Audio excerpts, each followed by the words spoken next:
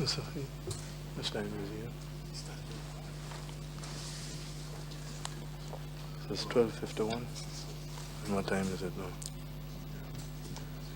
No? 10 minutes to 11. So he has what about? You have 45 minutes. You have 45 minutes? 45 minutes. Thank you, sir. Yeah. So, Mr. President, I have made these comments because I considered it very important to debunk some of these wild allegations that have been made and repeated over and over and over and over again. I hope, Mr. President, that some persons are listening. I hope that the public will hear this. I hope that the young children who don't know who the real NNP is will discover it. Listen and watch, because they will hear the truth. And when I say this, I'm prepared to defend it because I'm not making these things up. Everything I say here, I quote it from a document. I'm not making it up. Don't come and say this happened and that happened and you have nothing to show for it. Right? I'm quoting from documents and I'm giving you the dates and the sources so you can find it yourself. Mr. President, a quick comment on the government's policy objectives. So that's the first part of my comments. Mr. President, in the normal course of things, in a debate on the budget, one would feel compelled to undertake an evaluation of government's policy objectives and priorities and so on. Given the context of this budget, one cannot help but say that to embark on such an exercise would be an exercise in repetition. The policy objectives, the framework, policy framework, the priorities for 2014, 2015, and 2016 budgets were established and laid out in the letter of intent that was signed by the government with the IMF to give effect to the structural adjustment program. So we're not seeing any new budget, really. The budget is a 3-year budget that is already set. All the policy objectives and framework has been set up. All that we're doing is little manipulations, moving at 20,000 here, moving at 40,000 there, right? You're not going to see any new policy initiatives. You're not going to see anything new. The budget is a 3-year budget. So I don't want to waste your time, the time of this honor and the patience of this honorable chamber repeating all the things I've been saying over the last 2 years in that respect, Mr. President. But I think it's important nonetheless, Mr. President, to say that a couple of things must be observed.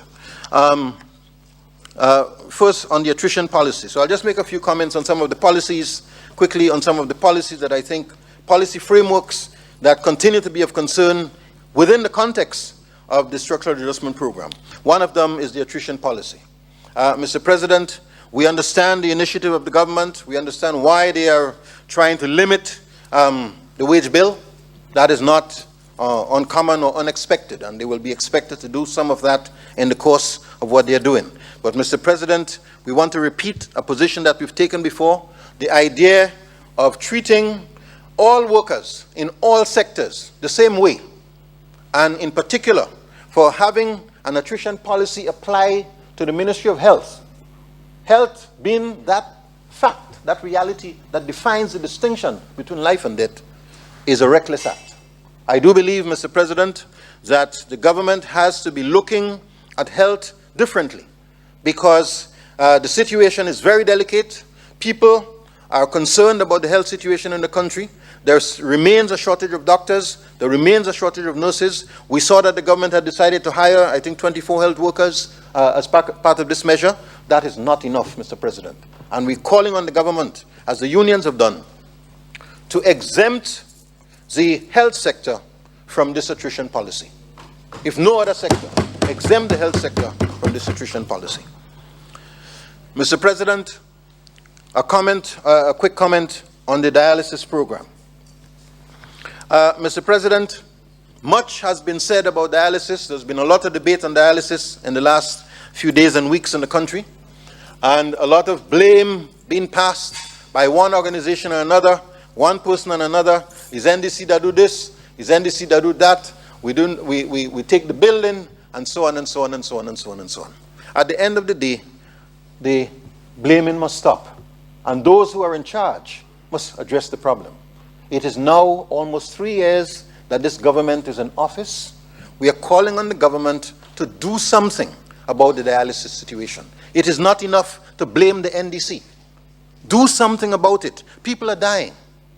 The last report I received, Mr. President, is that at this moment, the two dialysis machines, neither of the two dialysis machines in that private clinic is working. If I'm wrong, that's the information I received this morning. Neither of the two machines are working. I've learned also, Mr. President, that 4 of the dialysis patients are presently in Trinidad, including one of our local physicians. I don't know who that person is. I learned also, Mr. President, that 2 weeks ago, somebody died here in Grenada because of the unavailability of dialysis treatment. These are issues that we cannot take lightly. Families have been affected by it. And I believe it behoves the government to attend to this issue in a serious way. Surely, the answer is going to be, all you were in office and you didn't do it. Yeah, you were there for 4.5 years and you didn't do it. The previous government didn't do it. Mr. President, I was talking to some journalists a few days ago, and one of them said to me, well, what do you say to this argument? You were in government for 4.5 years. And I had to remind her of a simple truth. I said, listen, I understand what you're saying, but look at it this way.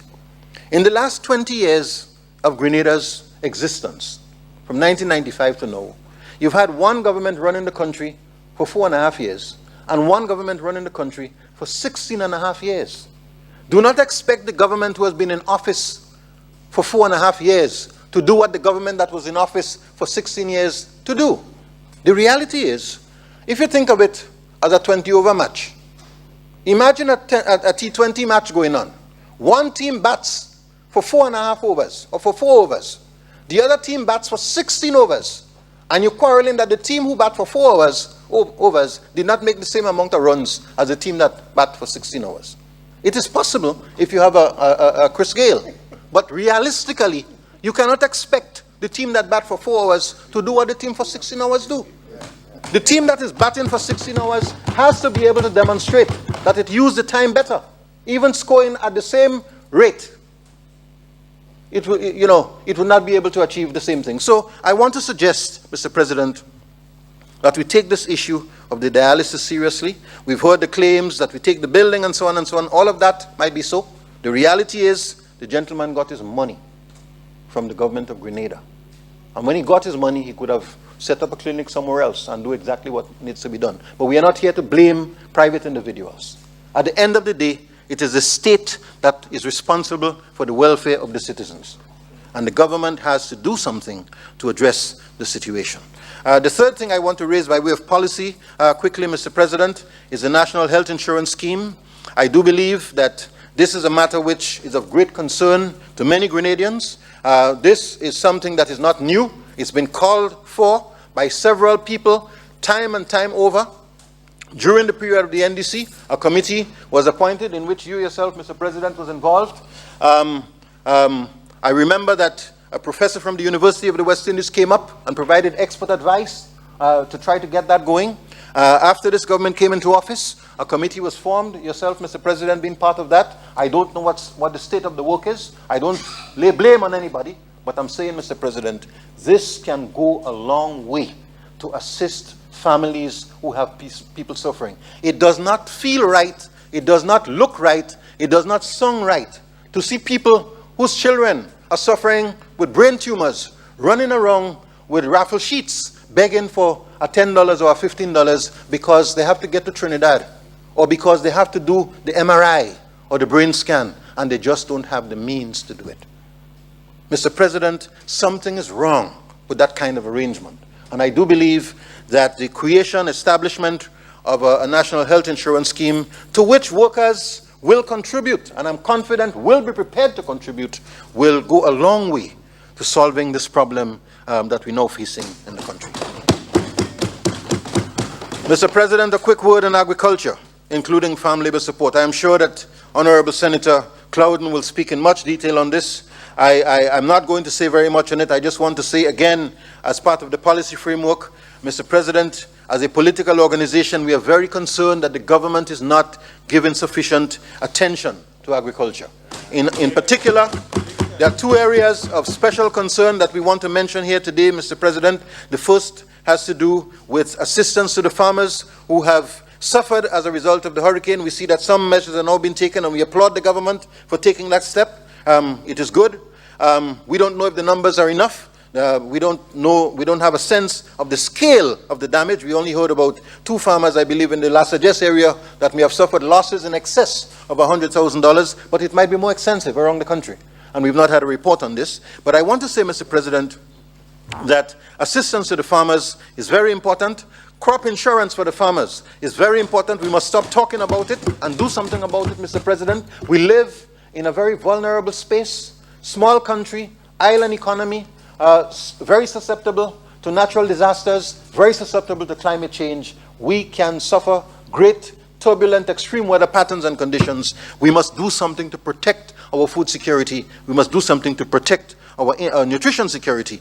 And in that respect, Mr. President, we hope that the government will see the importance of attending to this issue. Related to that, of course, Mr. President, is the need to provide to take the Farm Labor Support Program seriously. Farmers have been looking for help. Farmers need help. The farmers have been calling on the government for help. The contributions and allocations to this program, the commencement of this program, the Farm Labor Support Program, Mr. President, for this year, didn't start until the dry weather.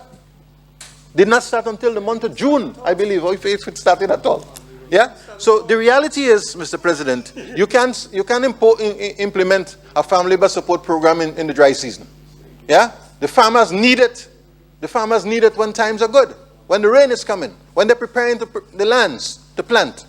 And those who are in agriculture know this, Mr. President. I will only say this is something which ought to be attended to. Finally, in agriculture, Mr. President, the need to look at the pretty lastly situation closer.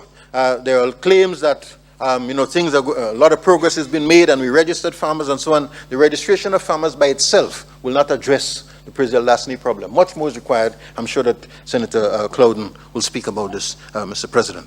A word quickly again on the regularization of temporary teachers. This is something which, again, Mr. President, is of great concern to everyone.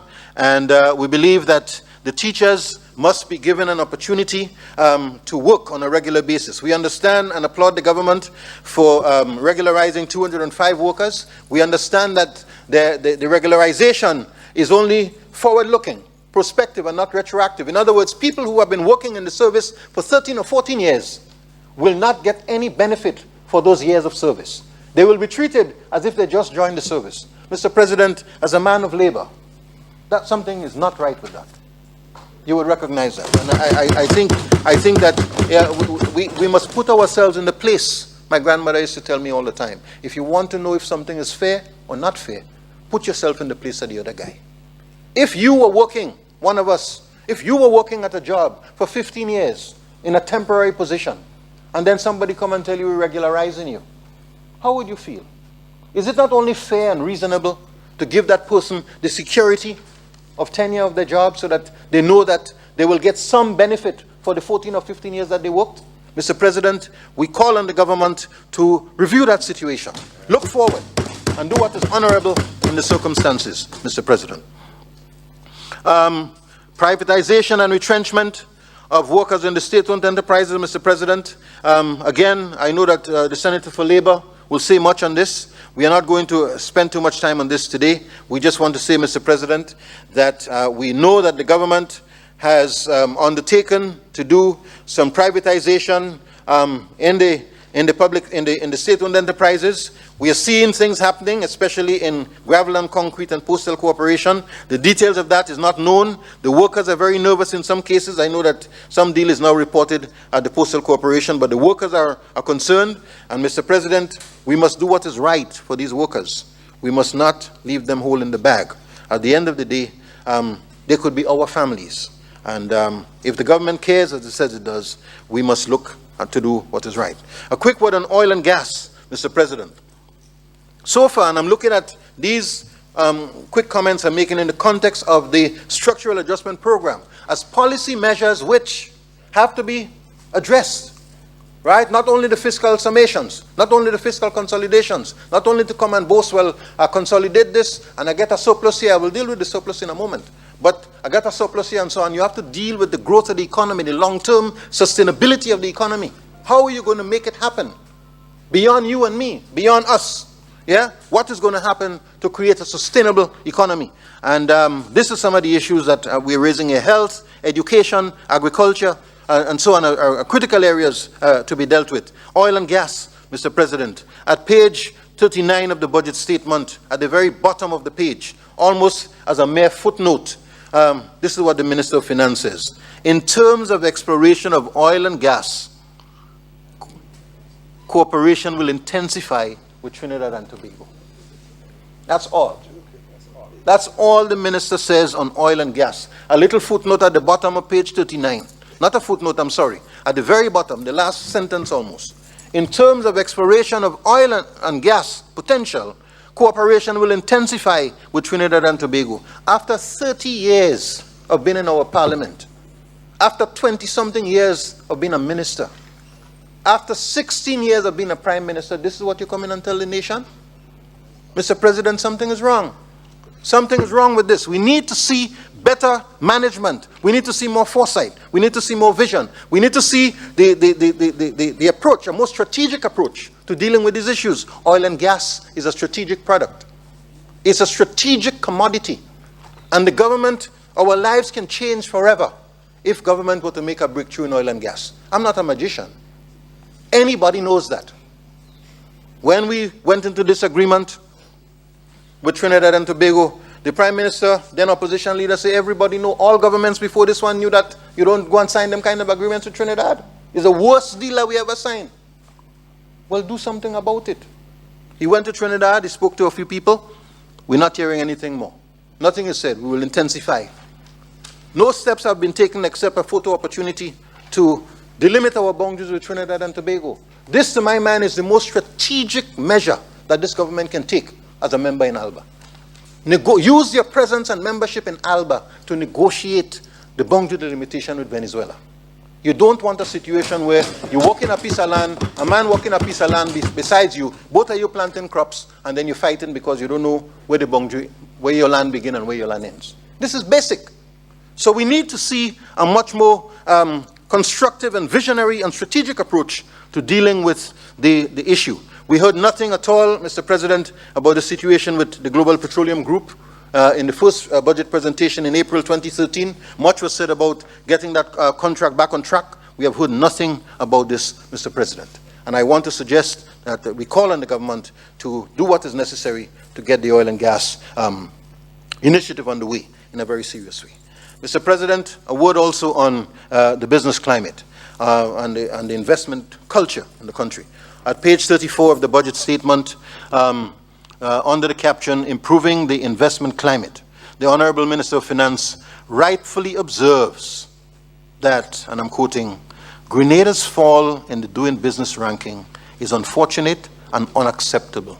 Well, this is the second first in the budget, because I told you there were a few of them. That's the second one. For the first time, he's admitting that his management of the doing business arrangement in the country is unfortunate and simply unacceptable.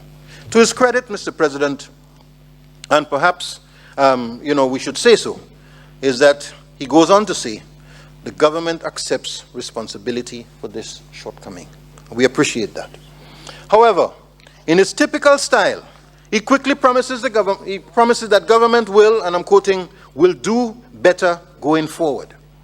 What is obvious, however, is that the minister has not explained exactly what his government intends to do to improve the business climate, right? Just to say taxes is not going to do it, or to give a tax incentive is not improving the business climate or changing the business ranking as such, right?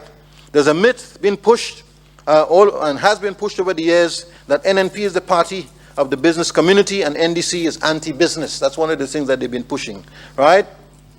Those who are pushing that line, Mr. President, must bury their head in shame. When we came into office, we did everything possible to create a climate that was conducive to business, in spite of, or perhaps because of, the very difficult situation that we faced. We established an office for private sector development, staffed it with one of the most experienced individuals in the public sector. We granted a tax amnesty something that has never been done before. We gave a 50% reduction in the VAT to the hotels. We introduced the manufacturer's rebate, something that has become an embarrassment for this government. And of course, we have moved to address the issues of doing business ranking, as a result of which, in 2010, Grenada's rank went to as high as 73rd in the world. These are things that are there for all to see and for everyone to know. So we are not making these up, but these policy issues that I've just highlighted must be addressed, Mr. President. I just want to say also that two closing points on the policy issues that are important. There are two sort of conduct and governance issues. The first, the observation by the Prime Minister that he had received, or his government had received, $200,000 from an investor. This is something which we believe, Mr. President, as you heard from the presenter this morning, this government is a transparent government, an accountable government. Do not come and tell us any secret or veiled stories. Yeah? If you say that you collected $200 million, we need to know who you got it from, and we need to know it went into the Treasury. Yeah? So the idea of simply taking money and not wanting to say who it came from is not a good approach. And if that is the case here, Mr. President, then we want to discourage it. The second thing that we want to say in respect of governance has to do with a comment that is made at page 51 of the statement with respect to the Riviera Hotel. In his presentation, the Minister of Finance announced, and these were the words, during this design, talking about Riviera, during this design phase, the investors have agreed to construct a new Camahon Park nearby. Let me repeat that. During this design phase, the investors have agreed to construct a new Camahon Park nearby. Now, what does that mean? Are we going to have two Camahon Parks? Are we scrapping the old Camahon Park? What's the deal? Is this how you're going to tell the nation that you're going to make a change in the Camahon Park arrangement?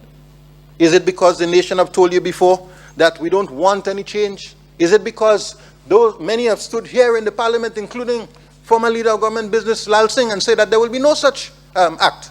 Yeah. What's going on really with Camahon Park? This is not the way to deal with that. So, Mr. President, if this is a transparent government, come clean with the people. This is unsatisfactory. If it is a transparent government, come and see what is happening with Camahon Park. What is the plan for the existing Camahon Park? Are we going to have two Camahon Parks? This is a lack of forthrightness, and it must be exposed, Mr. President. So those are my general comments on the policy framework of the budget. I want to just make a few quick observations about the global numbers in the budget itself. I think it's important, Mr. President. In presenting the budget, the Minister of Finance tried to paint a very rosy picture, of solid economic growth, overperformance of the fiscal targets, surpluses, reduction of the debt, and so on and so on and so on and so on and so on. Instead of beating our chests, however, there are three things that the minister mentioned, which I believe any sober Grenadian ought to observe and take into serious account in evaluating the strength of the budget and the character and credibility of the budget. The first is that grants was $72 million out of a targeted sum of $214 million, 1/3. Capital expenditure, $199 million, 64% of the $313 million that was budgeted. In other words, an implementation rate of 64%. Thirdly, the revenue collected from the National Transformation Fund through the Citizenship by Investment Program amounted to $12 million of the projected $124.9 million. In other words, 9.6%. Now, these are very sobering facts. And we want to applaud the minister for his courage to come to the nation and say this, because this tells you that the government is presenting these numbers. They appear to be pie in the sky, because you can't tell me that you're going to project that you will make $124 million from citizenship by investment. That you in fact projected that $100.9 million of that was going to finance the $313 million in the capital program. 32.3% of the capital budget was to be financed by this citizenship by investment program. And you end up getting $12 million? And then you come and tell us that you're being conservative about your, how you're implementing the program? So when you start being conservative, after you did the budget or before you did the budget? Mr. President, this is unacceptable. Right? You have to weigh these factors before you do the budget.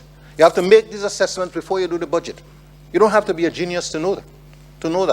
You have to assess what are the realistic prospects, what are the opportunities and the threats that face you as you try to determine what kind of money you can realistically get out of this project. This is voodoo economics. This is voodoo economics.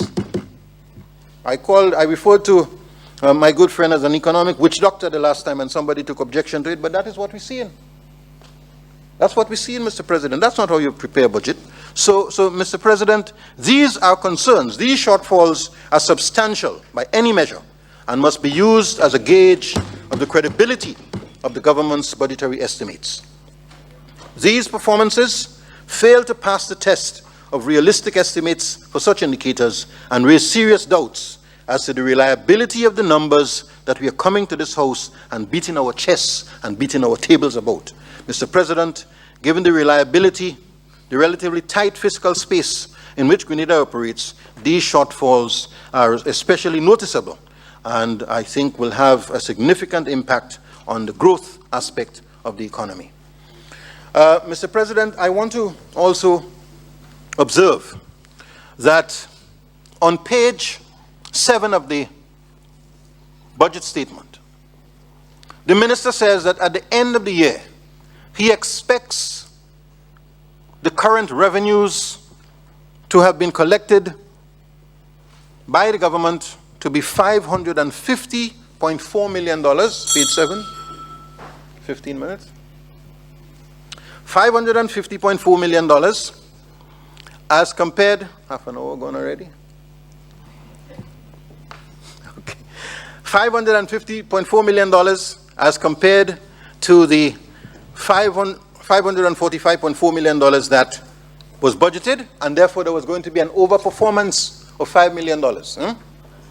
At page 18 to 19 of the agreement, he says recurrent revenues for 2016 are estimated to be $574.6 million, or approximately 9.5% more than expected collections in 2015. That is 9.5% more than the $550.4 million that he said he would collect on page 7.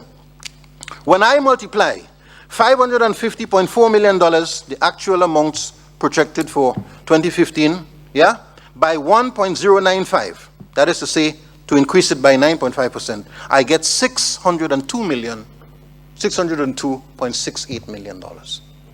Yeah? $602.68 million. Yes? If I multiply it not by the actuals, the 550, but by the projected 545, I get $597.21 million. In other words, whether I use the actual numbers or I use the projected numbers, both numbers are wrong. None of them amount to $574.6 million. None of them. I want you to check those numbers. Mr. President, I have to ask myself, what is the actual basis of the $574.6 million projected? It's certainly not derived from this. So, Mr. President, this is what we have. The recurrent revenue number of 574 is wrong, and therefore, the estimates of all the surpluses, current surplus, which is the difference between revenue and expenditure, primary surplus, overall surplus, are all wrong. That is the third first. That is the third first in the budget. Never before in the history of this country has somebody come, a minister of finance came and presented a budget where the basic summary numbers don't add up. Never before. Right? You can say it's unrealistic, you can say whatever else, but at least they add up. Mr. President, isn't that something? The man who say, oh, dunce Nazim is, Nazimatics, dunce, he ain't even know numbers when he see it. He can't see a zero when he see it.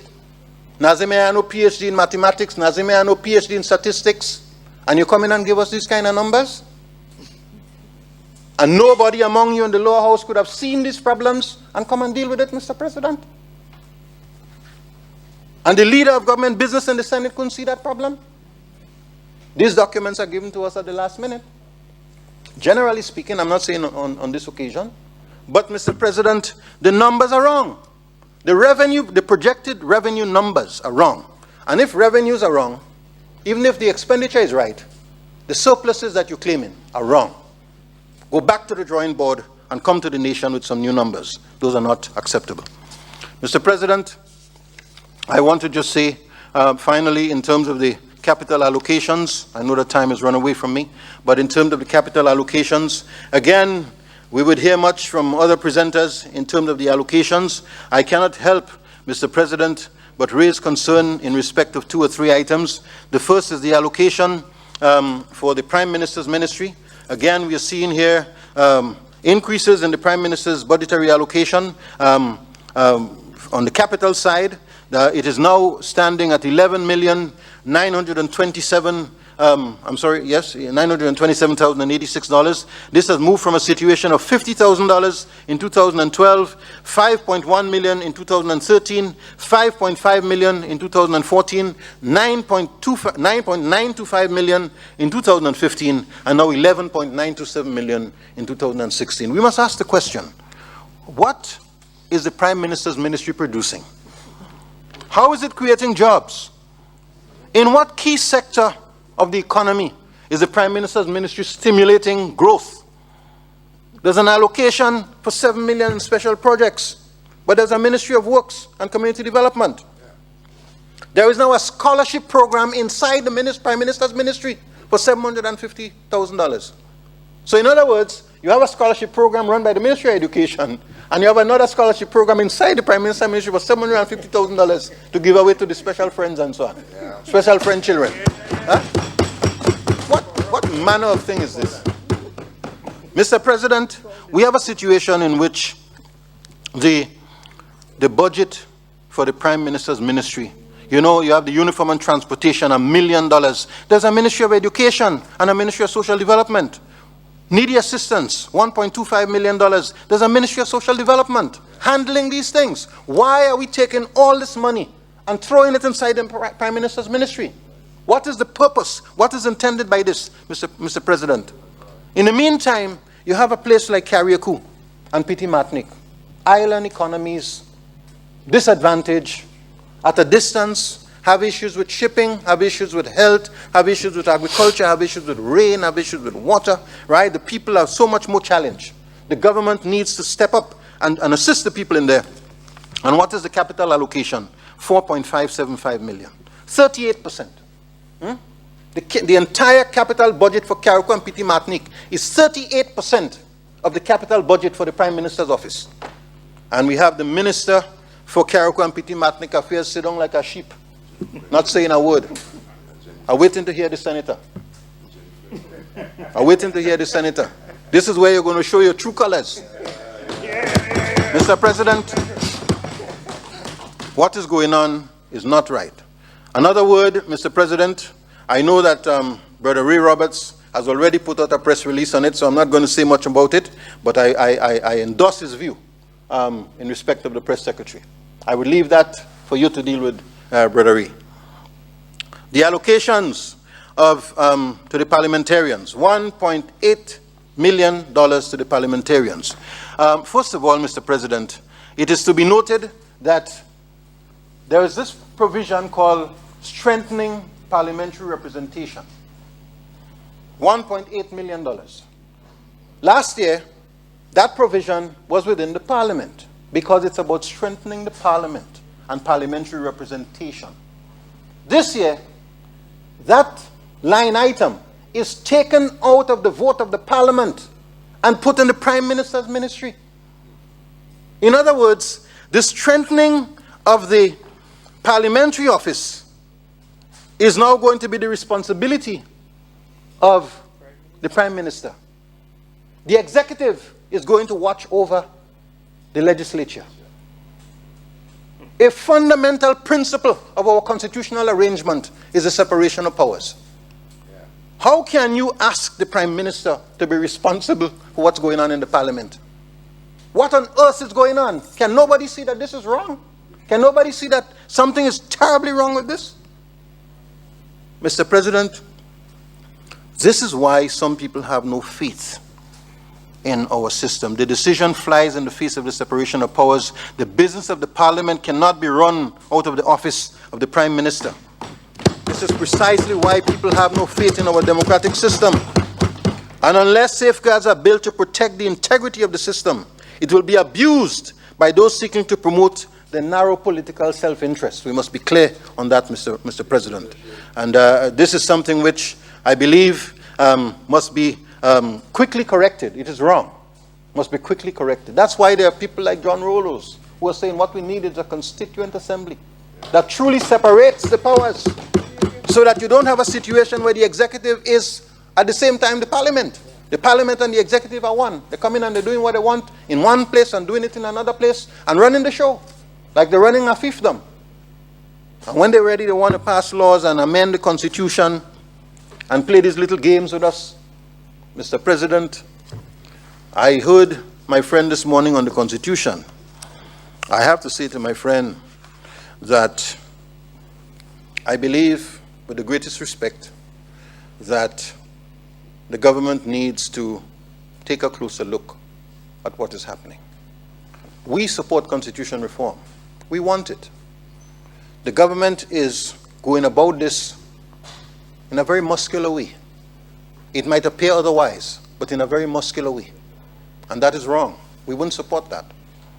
The government was presented with a recommendation by its own committee led by Dr. Alexis, coming out of a trade center consultation here with 1,200 people or more, saying the people would like to have, based on our consultations and the retreat that they had, the people would like to have a situation in which you put on the ballot paper whether they should have the right to recall their representatives. That was rejected without any explanation by the cabinet. Then we had another proposal in which, coming out of the consultations, the committee recommended to the cabinet that the tenure of the Governor General, the election of the Governor General, be done by an electoral college rather than the Prime Minister acting alone. The Prime Minister and the cabinet said yes to that. They gave the people the authority to go ahead and draft the bill. After the bill was drafted, the Cabinet Minister of Legal Affairs came and said, listen, we changed our mind. You know? In other words, what this thing demonstrates beyond doubt is that this process is driven not by the will of the people, but by the will of the Cabinet of Ministers. And it flies in the face of the very objectives that are laid out in the project document itself, which says what the whole process is about. Mr. President, we cannot oppose constitutional reform. It makes no sense. We all recognize, after 40 years, there's a lot that can be improved. Yeah? We have called on the government to hold its hand, stay its hand for the time being. Don't push those bills. There are 5 issues that we have reminded the government that they've handled very badly in our assessment. We have written to 3 or 4 international bodies, including the UN, including the COMSEC, including the OAS, including IDEA, and said to them, listen, use your authority, use your reputation, use your influence to come in and facilitate a dialogue between the government and the other stakeholders, not only the NDC. There are people in there who are not happy with some of the provisions. Let's talk about these 5 things. We must remember, this is not whether or not the people want it. It's a basic, simple question which I think we forget sometimes. All that we're asking for is to put it on the ballot paper. Let the people decide if they want it or they don't want it. We are not deciding anything at this moment. Put it on the ballot paper. Give the people a chance to say, you know what, I like this idea or I don't like this idea. And that is what we're asking for. So, Mr. President, I just want to say that this is where we stand on the issue. We are not pretending to be more patriotic than anybody. We are not pretending that we love Grenada more than anybody. All that we're saying is we all have an equal stake in it, and we must work for its betterment. And do not assume that because I disagree with your policy measure, that somehow I hate Grenada and you like Grenada. I've not spent much time commenting on the slew of public sector projects. I've seen those before. I've heard of those before. And I'm sure I'll be hearing of them again in the next budget. So I don't need to say anything on the list of projects that were read out. I mean, I heard on March 31st, 2013, that the government was going to start the same parliament project in 6 months on an interview that the Prime Minister gave to Stanford Simon. So I'm not surprised by any of this. I don't think it's necessary to say much more on it. I think the proof would be in the pudding. With respect to the private sector projects, Mr. President, finally, let me just say that we, of course, welcome the initiatives by the private sector to try and create opportunities for themselves and to try to improve the state of our economy, generate growth, generate income, generate foreign exchange. They have played an important role, will continue to play an important role. We understand very well that they have opportunities, they have challenges. Some projects may get off the ground this year, some may not get off the ground this year. Only time will tell us. We are not here to judge the private sector, but we say to the government, be realistic in your evaluations. Grenadians will respect you more and trust you more and have greater confidence in you if they believe that you are telling them the truth rather than telling them what they want to hear or telling them what sounds nice. That's why it is so important for us to continue to expose the half-truths, to expose the zero-truths, to expose the misrepresentations, to expose the deception, not out of dislike for anybody, but out of respect for our country and its citizens. Thank you very much, Mr. President. Thank you, Senator Burke. Distinguished senators, honorable members, at this point, just a couple of important announcements. The next speaker I will invite is Senator the Honorable Chris Diali, as he has to depart the country for a while. He'll be out of country, so I want to allow him the opportunity to make his contribution. I should have announced earlier that Senator the Honorable Winston Garway's absence from this sitting is simply because he's away out of state on the business of the state, but is expected to be back shortly. Distinguished colleagues, honorable members, we will break or adjourn very early today, somewhere within the vicinity of 1 o'clock. And that is, as was earlier stated, because of the funeral of the late Kenneth Hood, Taloti Hood. I think we all know who that outstanding Grenadian gentleman is. His funeral is taking place this afternoon, so we'll adjourn specifically for that purpose.